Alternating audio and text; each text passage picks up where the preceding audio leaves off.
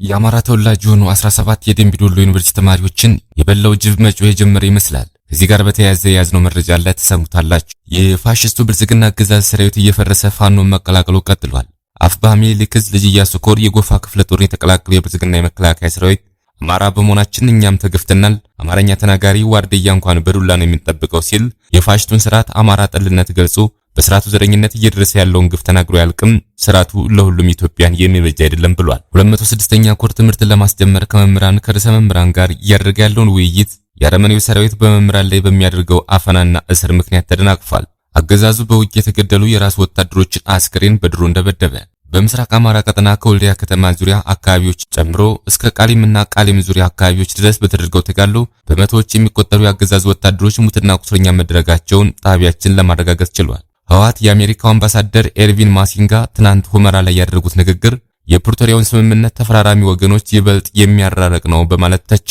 በኢትዮጵያ ኦርቶዶክስ ቤተክርስቲያን ስር የተዋቀረው የራያ ሀገረ ስብከት ራሱን መንበረ ሰላማ እያለ የሚጠራው የትግራይ ኦርቶዶክስ ቤተክርስቲያን አባቶች ስብስብ ከህወሓት ታጣቂዎች ጋር በመቀናጀት በሀገረ ስብከቱ በካህናት በምዕመናን ላይ በታቀደና በተደራጀ አኳኋን ከፍተኛ ግፍና በደል በመፈጸም ላይ ይገኛል ሲል ዓርብ ዕለት ባወጣው መግለጫ ከሰሰ። እስከ መጨረሻው ድረስ አብራችሁ ስትቆዩ እነዚህና ሌሎች ያልተሰሙ መረጃዎችን በዝርዝር እናስደምጣችኋለን። የሚዲያችን ተደራሽነት እንዲበዛ ቪዲዮ ላይክ፣ ቻናሉ ሰብስክራይብ እና ሼር እንዲሁም ኮሜንት መስጫ ሳጥን ድል ለአማራ ፋኖ የሚል አስተያየት እያስቀመጣችሁ አብራችሁን ሁኑ። እነሆ ወደ መረጃችን ገባን። የፋሽስቱ ብልጽግና አገዛዝ ሰራዊት እየፈረሰ ፋኖን መቀላቀሉ ቀጥሏል። አፋብኃ ምኒልክ ዕዝ ልጅ ኢያሱ ኮር የጎፋ ክፍለ ጦርን የተቀላቀሉ የብልጽግና የመከላከያ ሰራዊት አማራ በመሆናችን እኛም ተገፍተናል፣ አማርኛ ተናጋሪ ዋርድያ እንኳን በዱላ ነው የሚጠብቀው ሲል የፋሽስቱን ስርዓት አማራ ጠልነት ገልጾ በስርዓቱ ዘረኝነት እየደረሰ ያለውን ግፍ ተናግሮ ያልቅም፣ ስርዓቱ ለሁሉም ኢትዮጵያን የሚበጅ አይደለም ብሏል።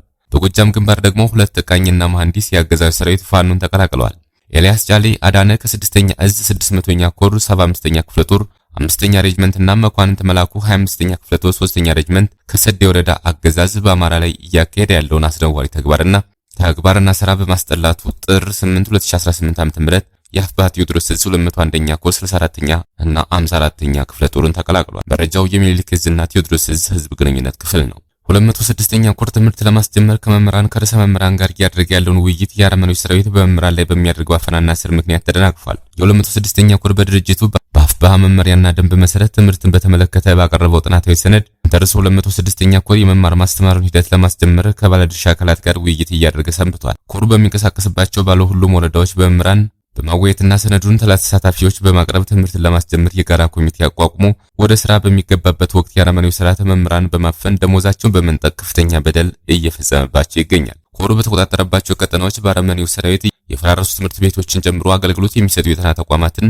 ክፍት በማድረግ መምህራን እንዲጎበኙ ሲሆን የህዝብ አገልግሎት ሰጪ ተቋማት በልዩ ሁኔታ ጥበቃ በሚደረገው 206ኛ ኮር ቀጠና ባንኮች፣ ጤና ጣቢያዎችና የንግድ ተቋማት ለህዝብ ክፍት ሆነው አገልግሎት ሲሰጡ መምህራን ተዘዋውረው ተመልክተዋል። የትግላችን ዓላማ በማጠልሸት የተጠመደው የብልጽግና ተራ ፕሮፓጋንዳ በጋድ መጋለጥ ሲጀምር መምህራን በማሰርና በማሰቃየት ተጀምረው የነበሩ እንቅስቃሴዎችን አደናቅፏል። ኮሩ ከሚመለከተው አካል ጋር በመወያየት ዘላቂ መፍትሄ ለማምጣት የሚያደርገውን ሙከራ አጠናክሮ የሚቀጥል ሲሆን ተከታታይ የውይይት መድረኮችን በማዘጋጀት ለተለያዩ ባለድርሻ አካላት ጥሪ ያደርጋል። አገዛዙ በውጊያ የተገደሉ የራሱ ወታደሮችን አስክሬን በድሮን ደበደበ።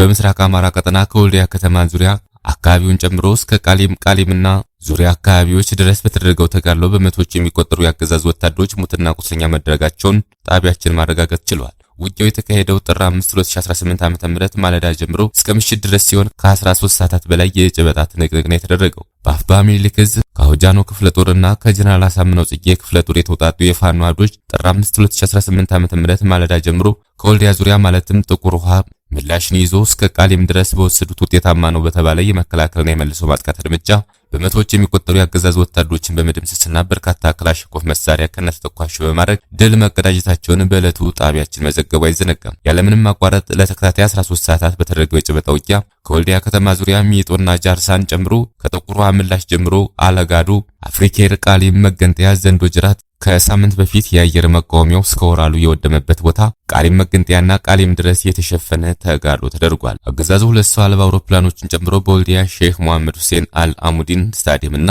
በከተማዋ ኢንዱስትሪ መንደር ተብሎ በሚጠራው አካባቢ ባጠመደው ጀነራል መድፍ እንዲሁም በከተማዋ አዲስ ማረሚያ ቤት እየተሰራ በሚገኝበት ጉቦ ተብሎ በሚጠራው አካባቢ ባጠመደው ሞርተር በኤም እና ዙ 23 ታግዞ ከሁለት ዕዝ የተውጣጡ ከ3 ክፍለ ጦር በላይ ወታደሮችን በሚሊሻና አድማ ብተና መንገድ መሪነት በማሰለፍ ሲዋጋ የዋለ ቢሆንም ነገር ግን የሁሉ ግትልትል ኃይል የፋኖን ጥቃት መቋቋም አቅቶት ከባድ የሆነ ሰብአዊና ቁሳዊ ኪሳራ በመከናነብ በሚኒሊክ እዝ ስር ከሆጃኖ ክፍለ ጦርና ከጀነራል አሳምነው ጽጌ ክፍለ ጦር የተውጣጡ የፋኖ አዶች በወሰዱ ስኬታማ በሆነ የመከላከልና የመልሶ ማጥቃት እርምጃ በመቶዎች የሚቆጠሩ የአገዛዝ ወታደሮችን መደምሰስ ችለዋል። የጠላት ኃይል በሚደመሰሱበት ወታደሮች ልክ ተጨማሪ ኃይል እያስገባ ያለ ሲሆን ምሽት ላይ ግን የሚጨምረውን ኃይል በማቆም 2 ሰው አልባ አውሮፕላኖችን በማሰማራት ተከታታይ ዘፈቀደ ድብደባዎችን ፈጽሟል። በዚህም በሰዓታት ልዩነት ከ12 ጊዜ በላይ የድሮን ጥቃት የተፈጸመ ሲሆን አገዛዙ የሱን ስልጣን ለማራዘም ሲሉ ሲዋጉ በፋኖ የተገደሉ የመከላከያ ሰራዊት አባላትን አስከሬን ደብድበዋል። ይህም የፋኖ አባላቱ በውጊያ ከተገደሉ የመከላከያ ሰራዊት አባላት ላይ ክላሽና ሌሎች ወታደራዊ ንብረቶችን እንዳይሰበስቡበት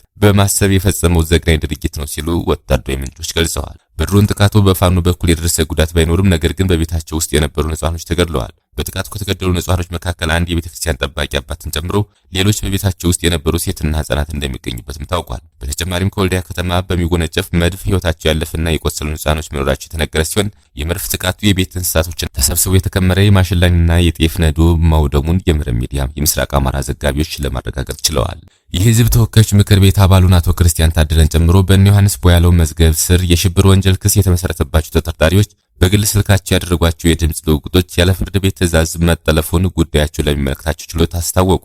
ተከሳሾቹ በአቃቤ ሕግ በማስረጃነት የቀረበው የድምጽ ልውውጥ በህጉ መሰረት ስለመፈጸሙ እንዲረጋገጥላቸው አቤት ብለዋል። በአማራ ክልል ካለው የጸጥታ መደፍረስ ጋር በተያያዘ በእናቱ ዮሐንስ ቦያለው መዝገብ ስር የሽብር ወንጀል ክስ የተመሰረተባቸው ተከሳሾች ብዛት 52 ተከሳሾች ናቸው። አቃቤ ሕግ በተጠርጣሪዎች ላይ የመሰረተውን የሽብር ክስ ያሰርዱልኛል በሚል የሰው ምስክሮች፣ የሰነድ ማስረጃ፣ የቪዲዮ ኦዲዮስ እና ሰነድ ማስረጃዎች በፍላሽ ያካተተ ገላጭ እንዲሁም የኤግዚቢት ማስረጃዎችን ጉዳዩን ለሚመለከተው ለፌዴራል ከፍተኛ ፍርድ ቤት ልደታ ምድብ የጸረ ሽብርና ህገ መንግስታዊ ጉዳዮች ችሎት አቅርቧል። በተከሳሾች ላይ የቀረቡ የሰው ምስክሮች ቃል አዳምጦ የጨረሰው ችሎቱ አቃቤ ሕግ ባቀረበባቸው በሰነድ ማስረጃዎች ላይ ተጠርጣሪዎች አስተያየት እንዲሰጡ ጥር 8 2018 ቀጠሮ ሰጥቶ ነበር። አቃቤ ሕግ በማስረጃነት ካቀረባቸው መካከል የተከሳሾች የስልክ ልውውጥ እንደሚገኝበት የጠቀሱ ተከሳሾቹ የዜጎችን የግል ስልክ ልውውጥ መጥለፍ የሚቻለው በፍርድ ቤት ትዕዛዝ ብቻ መሆኑን ለችሎቱ ገልጸዋል። አቃቤ ሕግ ባቀረበው የክስ ፋይል ላይ በማስረጃነት የተያዘው የተከሳሾች የስልክ ግንኙነት ጠለፋ በፌዴራል የመጀመሪያ ደረጃ ፍርድ ቤት አራዳ ምድብ ችሎትን በማስፈቀድ የተደረገ መሆኑን አመላክቷል።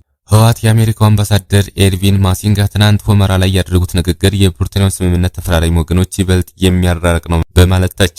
ህወሓት የትግራይ ህዝብ ከወልቃይትና ሁመራ አካባቢ ያፈናቀሉ ኃይሎች በስልጣን ላይ ያሉ ተፈናቃዮች ደህንነታቸው ተጠብቆ ሊመለሱና እርቅና እውነተኛ ፖለቲካዊ አማራጭ ሊኖር አይችልም ሲል ዛሬ በወጣው መግለጫ አቋሙን ገልጿል። አምባሳደሩ ፖለቲካን ወደ ጎን ገፋ በማድረግ ህዝብን ማስቀደም ያስፈልጋል ማለታቸው የተቸው ህወሓት የጦርነቱ ዋና ምክንያት ፖለቲካዊ ቀውስ መሆኑን መዘንጋት የፕሪቶሪያው ስምምነት መሸርሸር ነው በማለት ተችቷል። ገንቢ አስተዋጽኦ ማድረግ በሚያስፈልግበት በአሁኑ ወቅት ዓለም አቀፍ አጋሮች ጨምሮ ማንኛውም ወገን ጠቃሚ ያልሆኑና አለመተማመንን ሊያባብሱ የሚችሉ አስተያየቶች ባይሰጡ እንደሚመረጥም ህወሓት አሳስቧል። በአማራ ክልል ሰሜን ሸዋ ዞን የጣርማበር ወረዳ መቀመጫ የሆነችው የደብረ ሲና ከተማ አስተዳደር ተቀዳሚ ምክትል ከንቲባ ወንድም ሲገኝ ማሙዬ በድንገተኛ የታጣቂዎች ጥቃት ተገደሉ። የወረዳው አስተዳደር ተቀዳሚ ምክትል ከንቲባ በታጣቂዎች በግፍና በአሰቃቂ ሁኔታ ተገድለዋል በማለት ዛሬ ባሰራጨው መረጃ ግድያውን አውግዟል። ክፉዎች አመራሩን አካላቸውን ቢገሉትም አመራሩ ለህዝባቸው ያሳዩትን ቅንነትና የሰሩትን መልካም ስራ ግን ከታሪክ ገጽ ሊያጠፉት አይችሉም ያለው የወረዳው አስተዳደር አመራሩ ለደብረ ሲና ከተማ ልማት